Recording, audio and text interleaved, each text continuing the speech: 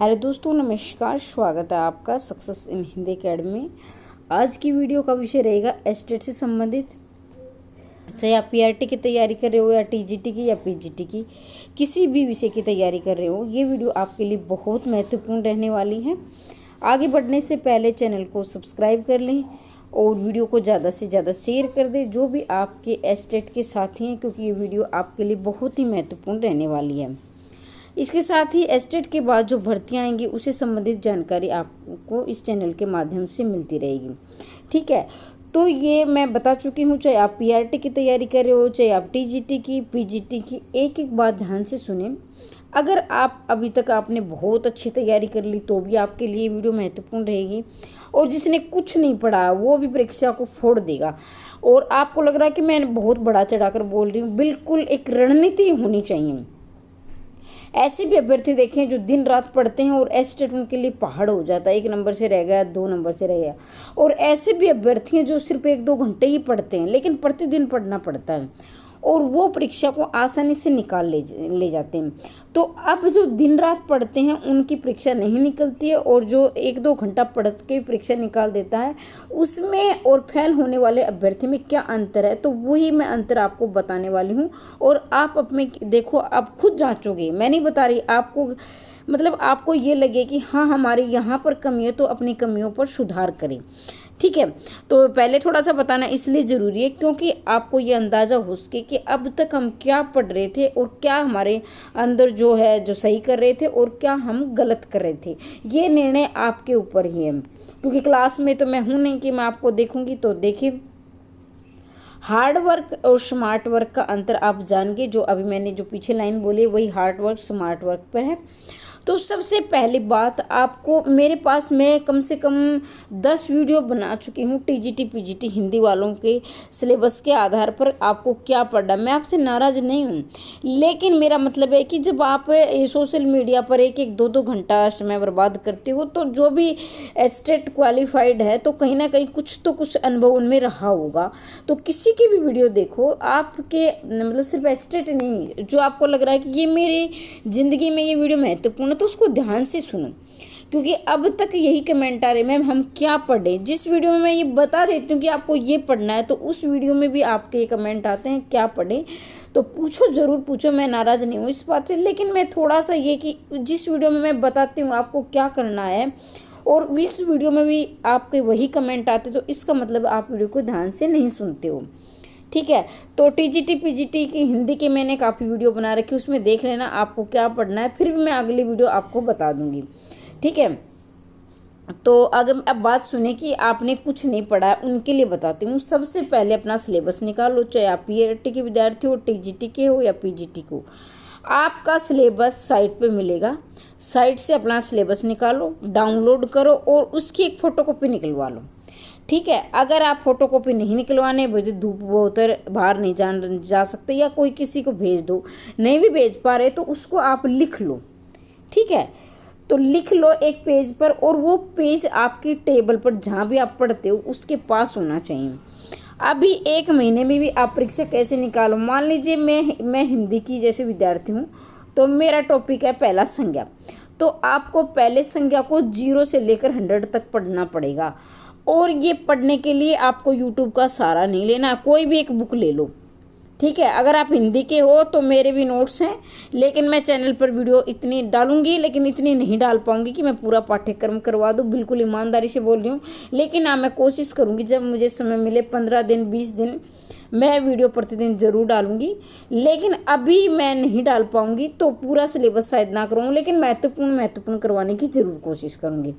ठीक है, और मात्र 250 रुपये के टीजीटी पीजीटी के। अब ये मत कहना मैडम अपने नोट्स बेच रही है, उनके लिए जिनको ज़रूरत है। ठीक है, अब कुछ नहीं पढ़ा है, यही बताया कि इस पहले अपना सिलेबस निकालो और टॉपिक वाइज पढ़ो। ये नहीं कि परीक्षा का बिल्कुल टॉपिक है, फिर उसके बाद वो टॉपिक, मान लें आपका संज्ञा टॉपिक है, तो आपने संज्ञा, जैसे इंग्लिश में आपका नाउन है, मैथ में आपका जो भी अलजेब्रा, जो भी, मुझे मैथ की इतनी नॉलेज नहीं है, आपका क्या है, जो भी आपका ब्याज दर जो भी है वो करो, फिर उसके एमसीक्यू निकालो, एमसीक्यू लगाओ। अब मैं बार बार हर वीडियो में बोलती हूँ कि आपको अदर जो राज्य हैं उनके पेपर सोल्व नहीं करने हैं, आप ये कहोगे मैम क्यों नहीं करने हैं, क्योंकि हमारी एस्टेट की परीक्षा और उनकी परीक्षा में काफ़ी अंतर होता है। तो इसलिए मैं कहूँगी कि पहले अपना सिलेबस तैयार करो, अपना जो भी आपका पाठ्यक्रम है पहले उसको तैयार करो, और फिर जो एस्टेट के PYQ है, बार बार बोल रही हूँ, हर वीडियो में बोलती हूँ, एस्टेट के PYQ लगाओ। जैसे अब PYQ कौन से लगाने हैं, कोशिश करें 2015 से लेकर 2024 तक, 2025 की परीक्षा तो नहीं हुई है, लेकिन 2024 तक की जो भी परीक्षाएं हुई हैं 23-24 की, वहाँ तक अपने लगाओ। अगर आप के 2015 के बाद तो लगाना ही है, अगर आपके समय बचता है तो 2012 के भी लगाओ। और PYQ कैसे लगाने हैं वो वीडियो भी मैंने बना रखी है, अब आप सर्च करो कि कैसे करोगे, success in Hindi academy PYQ video, या आप चैनल को सब्सक्राइब करोगे तो जैसे ही वीडियो आप जैसे आगे आगे ऐसे लेकर जाओगे आपको PYQ लगाने की वीडियो भी मिल जाएगी। ठीक है, PYQ कैसे लगाते हैं, और प्रतिदिन अपना आंकलन करो, अपना मूल्यांकन करो कि आपके कितने प्रश्न सही हुए हैं, कितने गलत हुए हैं। ठीक है, तो मैं इतना कहूँगी कि अपने सिलेबस से बाहर कुछ मत पढ़ो, पहले अपना सिलेबस निकालो, फिर सिलेबस के अनुसार अपना टॉपिक पढ़ो, फिर टॉपिक के बाद फिर उसके MCQ करो, और फिर उसके PYQ करो। तो ऐसे आपको पढ़ना है। अब जो यूट्यूब, अब कई मेरे पास ऐसे कमेंट भी आते हैं कि मैम एक वे हमें ये प्लेटफॉर्म बता दे कि जो एस्टेट की तैयारी करता है। भाई मैं ये कह रही हूँ जो एस्टेट वही बच्चा निकालता है जिसको यूट्यूब की लत। मैं ये नहीं कह रही यूट्यूब गलत है, यूट्यूब एक मदद देता है आपको, जैसे मैं भी वीडियो बनाती हूँ यूट्यूब आपको मदद देगा, लेकिन आपको पुस्तकों में घुसना पड़ेगा, आपको पुस्तकें पढ़नी पड़ेगी। अब आपका सिलेबस कहाँ मिलेगा, अपने पुस्तकों में सिलेबस को पढ़ो और NCERT को पढ़ो। ठीक है, NCERT पढ़ो। और जो PGT के जो अभ्यर्थी हैं उनको तो मैं बता दूं कि जो PGT के हैं तो उनके तो 3% में से 1% बनाया जाएगा। जो UP है, MP है और राजस्थान, वो सीधा 1% पूछता है, लेकिन हमारे एस्टेट में 3 प्रश्नों में को जोड़कर 1% पूछ लिया जाता है। अब जो यूट्यूब सारा दिन खेलते हैं, मैं तो उसको खेलना ही बोलूँ, क्योंकि कभी उसकी वीडियो देखी कभी उसकी, तो ये है ना, ये आपको एस्टेट तक नहीं ले जाएगी। आपको पुस्तकों में, जैसे आप संज्ञा पढ़ रहे हो तो अपनी, चाहे मैं भी वीडियो बनाऊं तो मैं भी आपको, मैं ईमानदारी से बोल रही हूँ कि मैं भी आपको 100% यूट्यूब पर नहीं पढ़ा पाऊँगी। अगर मैंने 100 पढ़ा है तो मैं आपको यूट्यूब तक वीडियो बनाऊँगी तो मेरा 90 हो जाएगा, और 90 होने के बाद मैंने सीखा मान ली 90 और आप तक पढ़ाऊँगी तो मेरा 80 हो जाएगा, और आप सीखोगे तो वो 70 पर आ जाएगा। ठीक है, तो इसलिए कह रही हूँ कि अपना सिलेबस पढ़ो और उसके बाद MCQ निकालो, फिर एस्टेट के PYQ। अब आप कहोगे मैंने PYQ लगा लिए, तो एक बार PYQ लगाने से काम आपका नहीं चलेगा। जैसे आपने 2015 का PYQ लगाया तो उसको कम से कम 2 बार लगाना है, लेकिन 3 बार लगाने तो और अच्छी बात है। 2 बार कैसे लगाना है, जब आप पेपर सोल्व करोगे फिर उसकी गलतियाँ होंगी, सबके साथ गलतियाँ होती हैं, मैं भी गलतियाँ करती हूँ, तो उन गलतियों को आप एक पेज पर लिख लो कि मैंने ये प्रश्न गलत किया है, फिर उस प्रश्न को सही करो कि इसका सही उत्तर क्या है। उसके बाद अगर वो प्रश्न आपको लग रहा है कि मेरा 2-3 बार गलत हो चुका उस टॉपिक से, फिर उस टॉपिक को पूरा पढ़ो। मान लीजिए आपने कि नाउन का गलत किया, नाउन का किया, संज्ञा का किया, जो भी आपका मैथ का किया, तो उसको आप क्या करना है, उस टॉपिक को 0 से लेकर 100 तक आपको पढ़ना है। देखना अगला जो पेपर लगाओगे तो उस पेपर में आपकी 0 गलतियां हो जाएगी। तो ऐसा बार बार अभ्यास करो, कम से कम एक PYQ को 2 बार तो लगाना ही है। अगर आपके पास समय है तो 3 बार भी आप लगा सकते हो। ऐसे डेली आपको प्रतिदिन एक प्रैक्टिस सेट लगाना है और अपना सिलेबस पढ़ना है।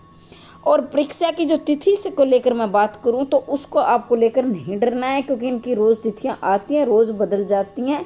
लेकिन इतना मैं कहूँगी, इस एस्टेट के बाद अभी 2 बार एस्टेट नहीं होगा, ये कह रहे हैं कि होगा, कि इनकी जो चाल चल रही है ये नहीं होगा। मैं इतना कह रही हूँ क्योंकि मेरा भी अनुभव रहा है। इसके बाद वैकेंसी आएंगी, तो बिना डरे, बहुत सारे ऐसे अभ्यर्थी जो सारा दिन पढ़ते हैं और हाँ वो रिजल्ट भी लेकर आएंगे, ये नहीं लेकर आएंगे, लेकिन उनके ऊपर भी मैं वीडियो बनाऊंगी। डरना नहीं है बिल्कुल भी, एस्टेट कोई हवा नहीं है। जब मेरे जैसी 3-4 बार निकाल सकती हैं तो आप भी आराम से निकाल सकते हो। ठीक है, लेकिन आपको पाठ्यक्रम पढ़ना पड़ेगा, आपको पाठ्यक्रम देखना पड़ेगा, साइट से डाउनलोड कर लो और पढ़ो। चाहे आपका पीआरटी है, टीजीटी, पीजीटी, कोई भी सब्जेक्ट है, आसानी से निकाल ले जाओगे।